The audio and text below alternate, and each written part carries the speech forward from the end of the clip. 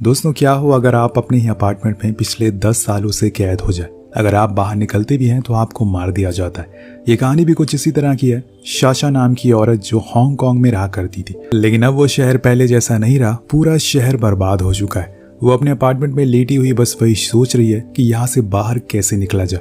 तभी उसे ख्याल आता है कि उसने छत पर कुछ पानी स्टोर करने के लिए रखा हुआ है। इसलिए वो फौरन ऊपर जाती है और ग्रिलिंग के आसपास लगी जितनी भी ओस की बूंदें होती है उन्हें इकट्ठा करना शुरू कर देती है। अब आप सोच रहे होंगे कि ऐसा क्यों कर रही है। ये थोड़ी देर में आपको पता लग जाएगा। अब ये सब करने के बाद जब वो बाहर देखती है तो पूरा हांगकांग शहर काले बादल की तरह दिखाई दे रहा था। हर तरफ बस तबाही थी, ना कोई इंसान ना कोई जानवर। और ऐसा इसलिए हुआ था क्योंकि साल 2013 में एक तेज तूफान आया था जो अपने साथ कई गैलन पानी लेकर आया और पूरा शहर को डुबा कर चला गया। लेकिन ये सब यहाँ नहीं रुकता। जो भी लोग बचे थे वो कुछ दिनों बाद मारे जाते हैं, क्योंकि उसी समय एक 8.2 का भूकंप आता है जिसमें लाखों लोगों ने अपनी जान गंवा दी और कई तो आज तक मिले भी नहीं। उन्हीं में से एक शाशा भी है जो बची रह गई और तब से लेकर आज तक वो अपने इस अपार्टमेंट में गुजारा कर रही है।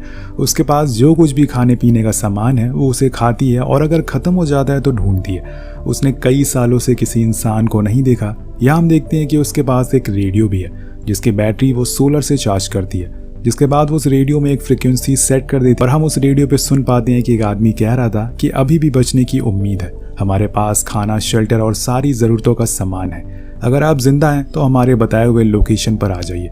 लेकिन जो लोकेशन वो बता रहा था वो जाना संभव नहीं है क्योंकि शाशा के पास कोई भी बोट नहीं है। अगर वो स्विम करके गई तो रास्ते में ही मारी जाएगी।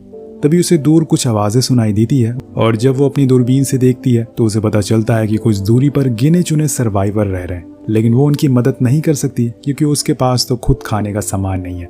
और इसीलिए वो चुपचाप बैठ जाती है और अपने स्टोर करे हुए पानी को पीने लगती है।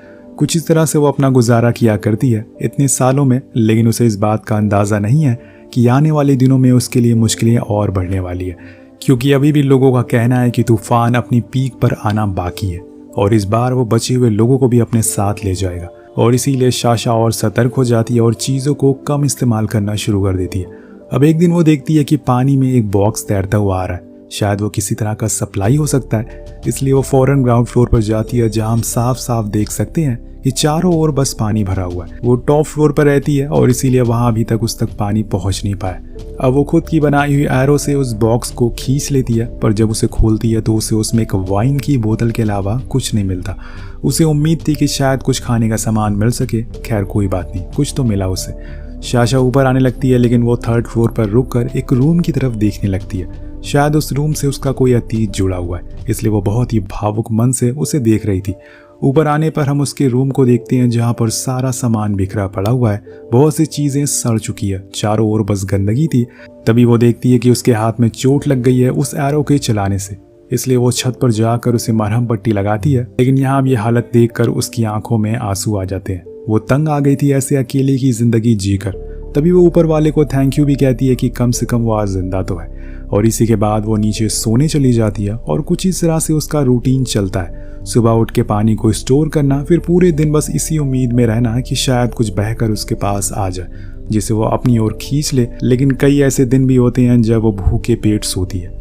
हम देखते हैं कि नेक्स्ट मॉर्निंग जब वो पानी स्टोर कर रही होती है तभी उसे दूर एक बोट दिखाई देती है जिसमें कुछ लुटेरे उसकी तरफ आ रहे थे और उनके पास हथियार भी थे। उन्हें देखकर वो छुप जाती है और वो लुटेरे सामने वाली बिल्डिंग में रह रहे सर्वाइवर को मार देते हैं और उनके सारे सप्लाईज को, सामानों को अपने पास रख लेते हैं। फिर वो किसी दूसरे सर्वाइवर की तलाश में लग जाते हैं। यही उनका पेशा बन गया है। लेकिन यहाँ अचानक से उन्हीं में से एक आदमी की नज़र शाशा पे पड़ जाती है। वो भी उसे देख लेती है, इसलिए शाशा फौरन दीवार के पीछे छुप जाती है। कुछ समय के बाद वो दोबारा से देखती है तो वो लोग उसके ही अपार्टमेंट की तरफ बढ़ रहे थे। इसलिए वो तेजी में नीचे जाती है और जितना भी सामान था उन्हें और ज़्यादा बिखेर देती है। जो कुछ खाने पीने की चीज़ें थी उन्हें छुपा देती है और खुद जाकर एक बंकर जैसे रूम में छुप जाती है जो कि उसने ही ऐसी सिचुएशन के लिए बनाया था। और कुछ देर बाद घर में 4 लोग घुसते हैं जो बहुत ही बेदर्दी से उसके सारे सामानों को फेंकना शुरू कर देते हैं। उनके साथ एक 15 साल का लड़का भी होता है जिसे देखकर उसे अपनी बहन की याद आ जाती है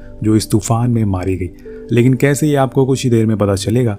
अब ग्रुप में से एक आदमी को पूरा यकीन था कि उसने इस घर में किसी को देखा है, लेकिन 9 लोगों को यहाँ घर में कोई दिखाई नहीं देता। इसलिए वो उन पर बहुत चिल्लाता है और कहता है कि तुमने हमारा टाइम खराब कर दिया। ये घर पिछले 10 सालों से ऐसे ही बंद पड़ा है।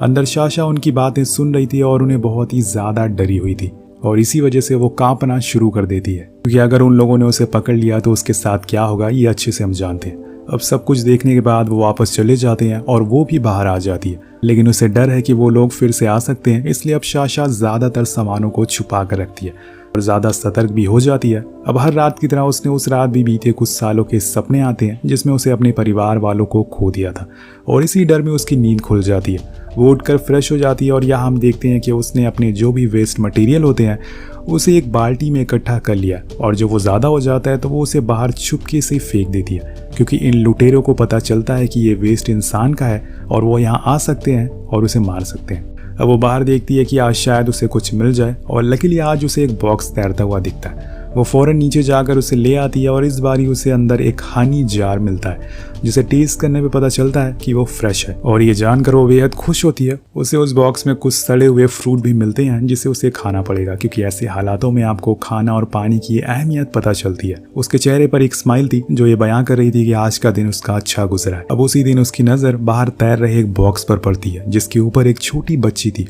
लेकिन शाशा को लगता है कि शायद वो मर चुकी है, इसलिए वो उसे अंदर नहीं लाती और अपने कामों में बिजी हो जाती है। लेकिन रात होने में वो देखती है कि वही बच्ची उसके घर के अंदर आ गई है, यानी कि वो जिंदा थी। और अब जब वो उसके पास जाती है लेकिन वो बच्ची भागकर दूसरे रूम में चली जाती है और बेड के नीचे जाकर छुप जाती है। पर शाशा उसे ढूंढ लेती है और देखती है कि उसने सारा सामान इधर उधर फेंक दिया। जो खाने का सामान था उसने अपने साथ रख लिया है और ये देखकर वो हंसने लगती है। शायद उसकी जिंदगी में इस लड़की के आने से कुछ बदलाव आए या फिर ये उसके लिए एक मुसीबत बन सकती। अब अगले दिन वो देखती है कि उस बच्ची के हाथ में एक एनवेलप है जिसके अंदर शाशा और उसकी छोटी बहन की फोटो है। वो तुरंत उस फोटो को ले लेती है और छुपा देती है, पर यहाँ हम उसकी आंखों में आंसू देखते हैं। शायद वो उस तस्वीर को नहीं देखना चाहती या फिर जो भी उस तस्वीर में है उसे कोई गहरा अतीत उससे जुड़ा हुआ है। शाशा उसके लिए कुछ नूडल बनाती है और वो दोनों छत पर चले जाते हैं और खाते हैं, लेकिन यहाँ शाशा उस बच्ची की हरकतें देखकर मुस्कुराने लगती है। इससे उसे थोड़ा सुकून मिलता है। उसने पिछले 10 सालों से किसी और दूसरे से बात नहीं करी है और आज उसके पास कम से कम एक दूसरा शख्स तो है बात करने के लिए। और तभी दोस्तों कहानी पास में जाती है जब शहर में सब कुछ सही चल रहा था। शाशा अपने दोस्तों के साथ एंजॉय कर रही थी, वो उन पलों को याद करती है। कहानी प्रेजेंट में आती है और हम देखते हैं कि वो बच्ची आखिरकार अपना नाम बता देती है जो कि था जूलिया। वो आकर शाशा के पास सो जाती है और उसे इधर उधर की बातें करना शुरू कर देती है और पूछती है कि आप यहाँ पर कब से रह रही हैं। वो वही बताती है कि 10 सालों से। यहाँ जूलिया अपने बारे में कुछ बताती है कि जैसे उसका परिवार उस सुनामी में नहीं मरा बल्कि कुछ लोगों ने आकर उन्हें मार दिया, क्योंकि वो लोग अलग धर्म के थे और उन्हें लग रहा था कि ये सब हमारी वजह से हो रहा है। पर मेरी मम्मी ने मुझे बॉक्स में बैठा कर बाहर छोड़ दिया और मैं इस तरह आपके पास आ गई। अब शाशा कहती है कि घबराओ मत, हम लोग जल्दी ही एक बोट बनाएंगे और यहाँ से कहीं दूर चले जाएंगे। अगले दिन हम दोनों को छत पर देखते हैं, पर तभी जूलिया गेट को लॉक कर देती जिसमें शाशा ने टेप लगाकर उसे रोका हुआ था। अब इस चीज से वो बहुत चिढ़ जाती है क्योंकि ये गेट अब नहीं खुलने वाला था और ये भी भूखे ही मारे जाएंगे। लेकिन जूलिया एक वायर की मदद से उसे खोल देती है, जिसे देखकर शाशा थोड़ी शॉक थी, पर वो उसे समझाती है कि यहाँ पे किसी भी चीज को टच मत करना, ना ही कोई आवाज करना, क्योंकि बाहर कुछ ऐसे लोग घूम रहे हैं जिन्होंने अगर हमें देखा तो वो मार देंगे। अब नीचे आने पर शाशा को कुछ आवाजें सुनाई देती है। जब वो बाहर देखती है तो उसे वहां पता चलता है कि लुटेरे अपनी बोट से इसी तरफ आ रहे हैं और इसीलिए वो फौरन जूलिया को छुपने को कहती है, पर वो लुटेरे वहीं से मुड़कर चले जाते हैं और ये लोग अपनी जान बचा लेते हैं। अब नहाते समय जूलिया शाशा से सवाल करती है कि अगर वो लोग यहाँ पर आ गए तो हम क्या करेंगे। तो वो उसे उसी बंकर के बारे में बताती है और कहती है कि हम उसमें छुप जाएंगे। पर यहाँ जूलिया कहती है कि वैसे भी मैं कुछ दिनों में यहाँ से चली जाऊंगी, क्या तुम भी मेरे साथ जाओगी। उसकी ये बातें सुनकर शाशा हंसने लगती है और कहती है कि बाहर कुछ नहीं बचा, सब कुछ खत्म हो गया है और ये घर तो मेरा ही है, मैं भला इसे छोड़कर कहाँ जाऊंगी।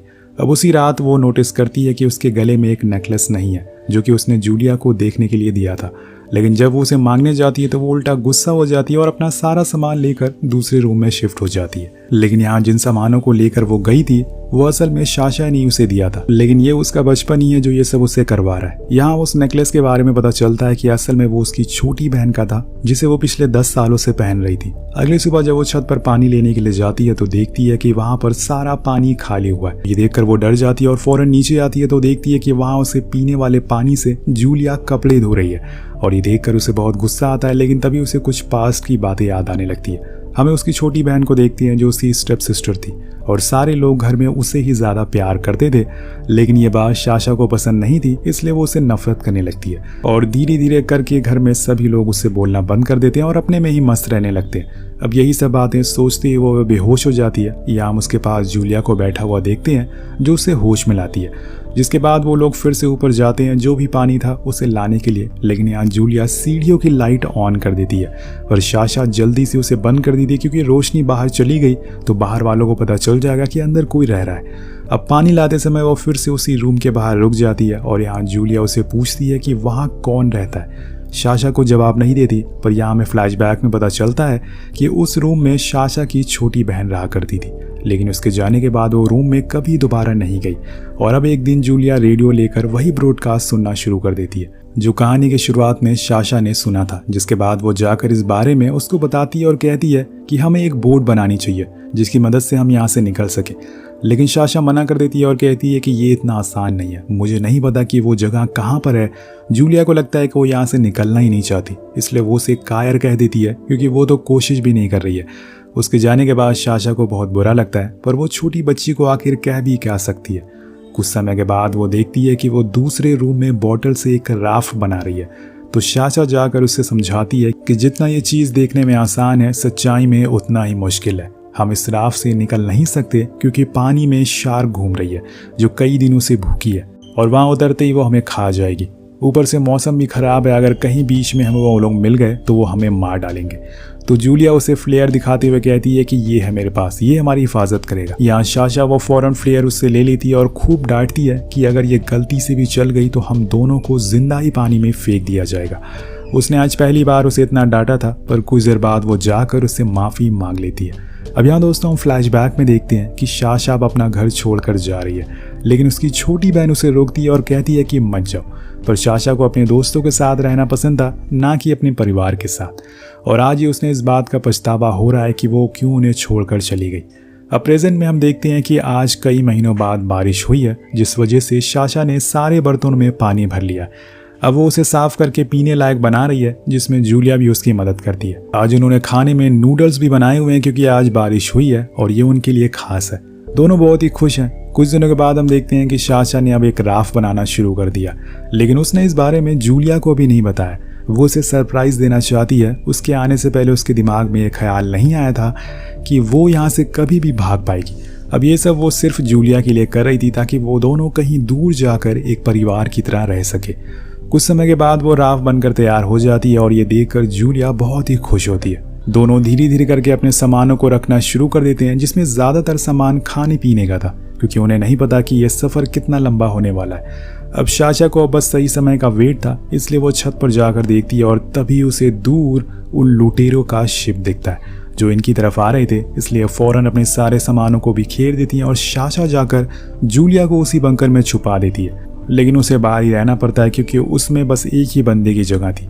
ये देखकर जूलिया रोना शुरू कर देती है, लेकिन यही हकीकत है। पर साशा जाकर अपनी छोटी बहन के रूम में छुप जाती है और यहाँ हम उस समय का फ्लैशबैक देखते हैं जब पूरी दुनिया में तबाही आ रही थी। हर तरफ बस हाहाकार और पानी के अलावा कुछ नहीं था। उस समय पर साशा और उसकी बहन एक साथ थे, लेकिन वो अपनी बहन को नहीं बचा पाई और खुद बच गई। इस बात का गिल्ट उसे आज तक है और जिस वजह से इस बारी वो ये गलती दोबारा नहीं करना चाहती।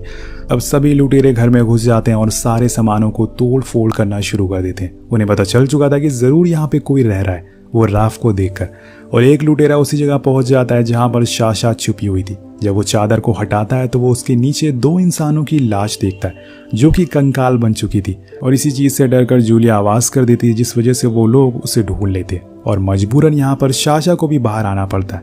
लेकिन यहाँ वो हार मानने वाली नहीं थी। उसके पास ये आखिरी मौका है, इसलिए वो अपनी पास रखी उस फ्लेयर को उसी आदमी के मुंह पर चला देती है जो उसे मारने की कोशिश कर रहा था। अब यहाँ दोस्तों उसे उन सभी से लड़ना होगा। आज वो बहुत ही ज़्यादा गुस्से में है। पहले तो एक आदमी को चाकू से मारती है और तभी दूसरा आदमी उसे पकड़ लेता है, लेकिन वो भी उसे अपने आरों से चारों खाने चित कर देती है। बचा है आखिरी आदमी जिसको जूलिया संभाल लेती है। वो आदमी छत पर अपने सभी साथियों को बुला रहा था, लेकिन जूलिया उसे धक्का दे देती है जिससे वो सीधा पानी में गिर जाता है और वहाँ गिरते ही एक शार्क उसे अपने साथ ले जाती है। अब सभी लुटेरे यहाँ पर मर चुके थे और अगली सुबह वो दोनों उन्हीं लुटेरों की बोट लेकर वहाँ से निकल जाते हैं। बोर्ड पर लगे रेडियो को जब साशा ऑन करती है तो उसमें उसी ब्रॉडकास्ट के बारे में बताया जा रहा था। अब वो लोग भी उसी लोकेशन की ओर बढ़ना शुरू कर देते हैं और इसी तरह से उन्होंने अपनी और जूलिया की दोनों की जान बचा ली। दोस्तों, अगर इन फ्यूचर कभी ऐसी आपदा में आप फंस जाएं और पूरी दुनिया खत्म होने वाली हो तो आखिरी बार आप किससे बात करना चाहेंगे? कमेंट में जरूर बताइएगा। मिलते हैं अगली वीडियो में। Peace out.